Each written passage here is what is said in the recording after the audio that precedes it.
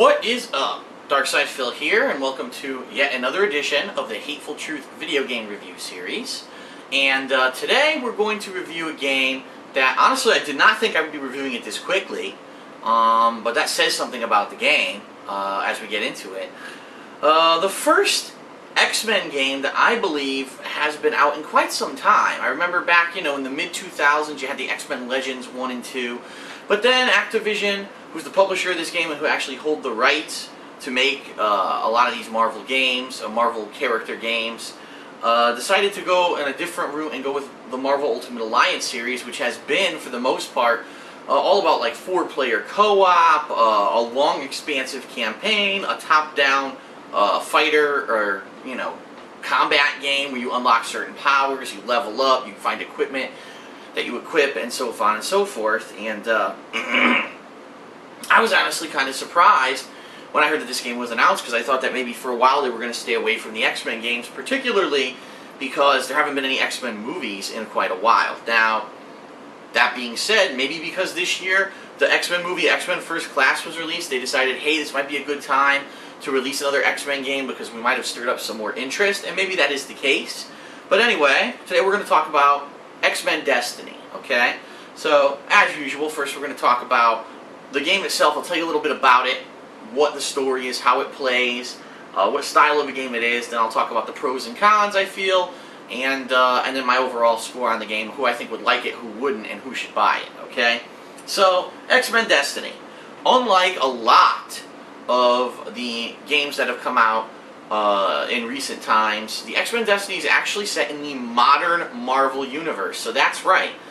If you've been following Marvel for the past, decade, you know the crazy shit that's been going on, especially in regards with the X-Men, where most mutants are now dead.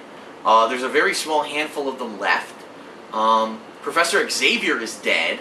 And right now there's a war going on kind of between the factions of the Brotherhood and the original, or not the original X-Men, but the current iteration of X-Men. So X-Men Destiny is in modern times. The X-Mansion is no longer even on the East Coast. It's now based out of San Francisco. And that is where the location of the game takes place. And I don't want to spoil too much because the plot does have some interesting characters, some twists, some turns. But what I do want to tell you is the plot, for what it is actually kind of interesting. If you are an aficionado of the X-Men, you'll probably enjoy the story of this game, okay?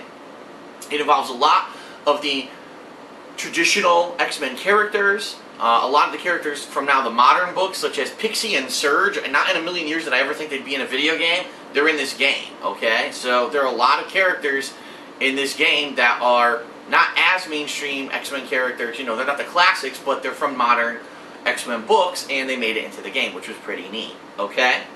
And it is basically the whole ongoing theme of the game is a war between the mutants and humans and trying to create peace between the two races. And so at the beginning of X-Men Destiny, you get to choose who you would like to be. And you get to be one of 3 characters. One is a female Asian girl, another is a teenage white kid, and another one is another teenage white guy, but he's a big brawler. He looks like he's on a football team. And when you pick what character you want to be, you get to learn a little bit about their backstory. And then over the course of the game, you get to make moral decisions for that character. So you get to decide whether or not you want to side with the X-Men or the Brotherhood for critical key situations in the game. You also get to decide whether people live or die, if you want to be merciful, or you want to, keep fighting someone when they say, oh, I'm a prisoner, I yield, or whatever. You get those kinds of moral decisions in the game, okay? And the whole gimmick of this game that was going out with all of the press and everything it was getting in these gaming magazines and such that I was following it along in was that, oh, it's going to dramatically change your character and the gameplay and all of that. Well, the bottom line is it doesn't really change much at all. You may have 1 or 2 slightly different variations on a mission here or there where you're teaming up with the Brotherhood instead of teaming up with the X-Men. But outside of that, there's really not much more variety in making these choices. Eventually, you do have to take a side, whether you want to side with the Brotherhood or the X-Men, and you get an achievement for it. And then later on, if you want to replay the game, you could just simply replay it and do the opposite of the decisions that you made to just unlock the rest of the achievements in the game. But it really doesn't change the progression of the game. I did do some research and found out that no matter what choices you make, the game ends the same. And it really isn't that much. There's a very slight difference on the ending that you get, but there's really not that big of a difference in the game itself. So That being said, it really doesn't deliver too much on the moral choices. At the most, all the game is going to do is maybe tempt you to play it through one more time to see what would happen if you had chosen to go the other way, okay? There are no achievements for beating it with each character. So really, once you beat it with one character, you don't have to beat it with the other two unless you're interested in the very small parts of the game that deal with that character's particular storyline. And do I really think it warrants another full playthrough of the game to do that? Probably not, okay? The gameplay of the game. The gameplay of the game is, I think a lot of people will relate that this game is similar to the X-Men Legends games earlier from the early and mid 2000s. It does not play at all like Marvel Ultimate Alliance, which I'm surprised at because I thought that's what it was going to be like. It's not a top-down view. It's actually almost like a third-person view for a lot of the game.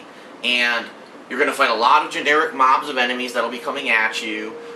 Your controls, you have a light attack, a heavy attack, a jump button, a dodge button, a block button, and then as you level up during the game and you find better items to get better abilities, you'll actually unlock new mutant powers for yourself, and then you'll also unlock other things, other abilities through the armor pieces, and they call it in this game mutant genes that you find in the game. So let me explain. At the very beginning of the game, you get to choose what kind of powers you want, whether it's going to be a projectile power, whether it's going to be you're a super strong kind of a guy, whether you use dark matter powers, and for my playthrough I chose dark matter powers. And over the course of the game, as I played at critical key points in the game, you'll learn four different abilities for your character, okay?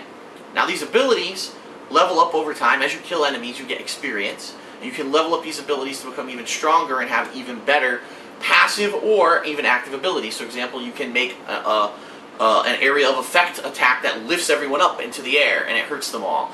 You can maybe make it so that your attacks will actually absorb damage and absorb health from the people you're attacking. That kind of stuff. As you level them up, the attacks get better and better and more damaging and have better effects. In addition to just those mutant abilities that you unlock yourself, you will find what are called mutant genes throughout the game, which are the basic items that you're looking for, that you're trying to find throughout the course of the game.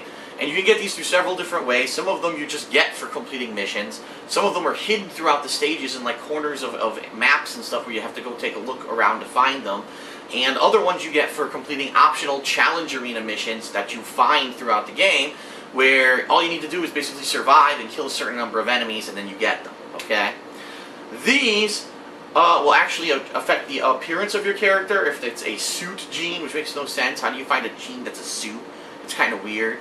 Then you have offensive abilities, defensive abilities, and what are called utility genes. And all of them are different. Some of them will make it so that your attacks are more damaging. Some of them will make it so that your attacks maybe generate your mutant powers so you can use your mutant abilities more often. Some of them will give you extra stocks on your health bar or give you extra stocks on your mutant power bar. So it's that kind of a deal. And what I really found was that by getting the ones that I found during the course of the game, these mutant genes, by equipping the right ones and leveling them up, you can become amazingly powerful in this game. By the end of the game, I had an ability that allowed me to go into the ground, become completely invincible for up to 12 seconds, while super damaging spikes were shooting up above me, destroying everything above me, to the point where I killed the last boss, I think, using this 3 times, and that was it. That was the end of the boss fight. So you can really, if you pick the right abilities, you can become amazingly powerful in this game, okay?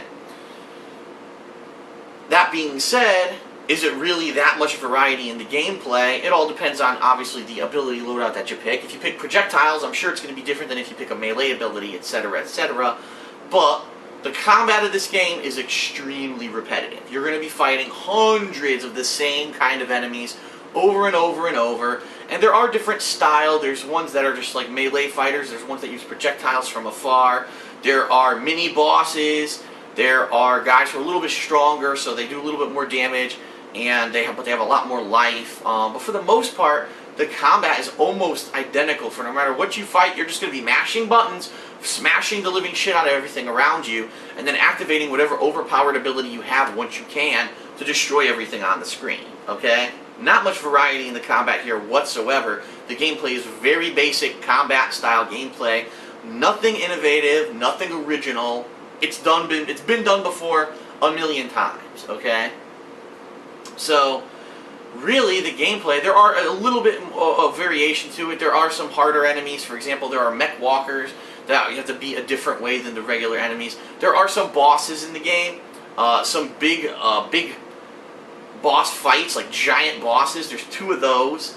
And then also there are some regular bosses. A little disappointing because unfortunately they reuse the same boss fight 3 damn times in the game, and there's really no difference in that boss fight all 3 times. And like, why the hell do they keep redoing it? Couldn't they just give some variation? It's the same damn fight over and over. But some of the cooler parts are when you actually get to fight some of the famous X-Men or other mutants from the X-Men lore. You get to fight some of the Brotherhood, you get to fight some of the X-Men who maybe get brainwashed or turn on you, and those are some pretty cool fights. They use all of their abilities.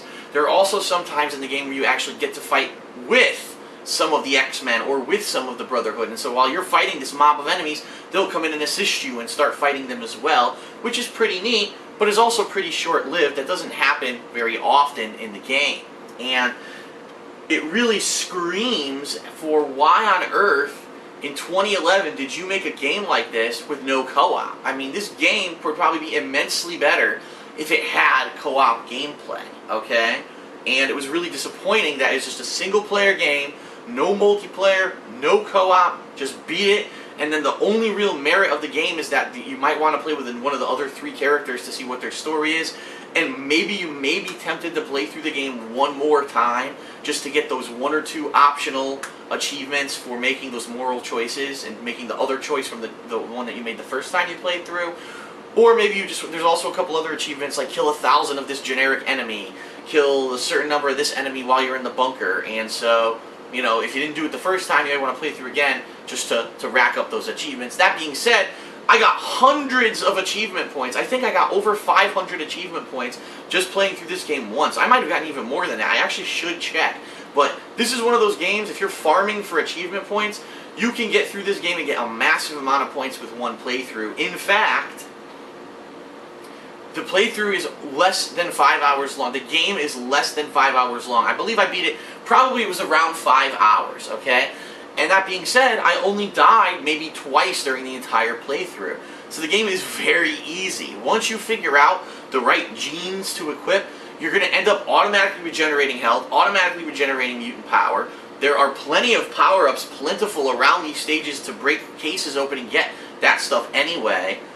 So even if you're low all the time, most of the time you can get it easily.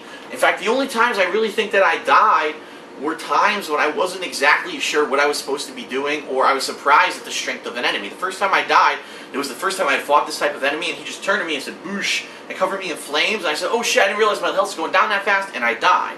The second time I ran up to him, he barely even hurt me.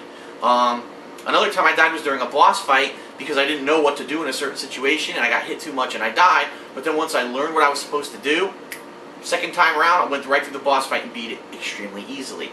So there really isn't much challenge to this game. There really is not. Outside of all the basic gameplay, the only other thing there really is to do in this game are find dossiers. And boy, this is the year of the dossier, because you had Captain America, which was a Marvel game, where you had to find dossiers, and now here we are in X-Men Destiny. You gotta find dossiers. And all these really do is they give you some information on a certain mutant who's featured in the game, and they're nice, you can read through them if you want, but it's pretty much there just to be a collectible. I believe once you collect 25 of them, you get your final achievement for it anyway, so there's really not much of an incentive to collect them all. I believe, though, if you do get them all, you might actually get, like, an achievement. I'm not sure. Going along with that, also, like I said, there were those optional challenge arena missions. If you find them all and do them all, you also get an achievement for that. But all this being said, the game is roughly 5 hours long, and there's really little to no incentive to play through it again. So, who would I recommend this game to? I would actually recommend this game to people who are hardcore X-Men fans, or people who have been reading the X-Men comic books over the past 5 years. You'll find that a lot of that stuff is kind of included in here. It's pretty cool to see that you have a game that's kind of with the continuity of where the comic books are right now. That, you know, Professor Xavier's dead, and, you know, there's a war going on between the different groups of mutants and so on and so forth. It's pretty fun, and again, to see some of those mutants, like I said, Pixie and Surge, you wouldn't expect to be in a game like this, that was pretty neat. But outside of that, I really can't recommend this as a buy to anyone. It's too short. The combat is extremely repetitive. You've done it all before. There's nothing really original about this game besides the fact that it's an X-Men game, and that's kind of interesting to do some combat with Wolverine and tear people apart, or to join the Brotherhood and have a final fight where all of them are helping you. But besides that, there's really not much interesting about this game besides the fact that it's just X-Men. So, X-Men Destiny. It's okay. It's a good rental. I would recommend this as a good weekend rental. You just want to kill some time. You want to get massive achievement points for minimal effort and kill some time and get a cool X-Men story. X-Men Destiny is probably what you want. But this is not a game I can recommend to anyone to buy. There's no reason to play this game again unless you're like an achievement hunter, or again, you want to see a couple minutes of different story between the three characters you can select. You don't even get a different achievement for being with another character, so what's the incentive to do it? There's not much. Yeah, I just don't see why they thought in this day and age they could make a 5-hour-long game that's a $60 purchase with no co-op and no replayability. At least, what's to be said for a game like Marvel Ultimate Alliance 2? It was shorter. It was much shorter than Marvel Ultimate Alliance 1, that's for sure. It was something like less than half the length of the first game. But even then, there was 4-player co-op. You could go through the game and find collectibles that would give you achievements. And it was interesting to maybe mix it up with the large variety of characters that there were in this game. There's only 3 characters in this game, and yeah, sure, you can select different powers, but how many times do you want to just do that with the same shit? It's not worth it. And again, it's only 5 hours long. You're going to whip through this game. So, X-Men Destiny, not worth a buy unless you're a hardcore X-Men fan. It's definitely a weekend rental, if anything.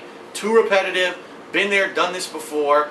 It's actually the only reason I'm not really complaining about it being repetitive and boring is because the game was so short. I beat it and I was like, okay, if this game were 8 hours long and I was doing the same shit the whole time, I probably would have complained. But it was so short, you know, I didn't really have time to complain. But then again, I realized I paid $60 for the fucking thing. So, my overall score for X-Men Destiny, I have to say, creatively, with the story and the treatment of the characters, well done, okay? The graphics, so-so. They weren't spectacular, but they weren't horrible.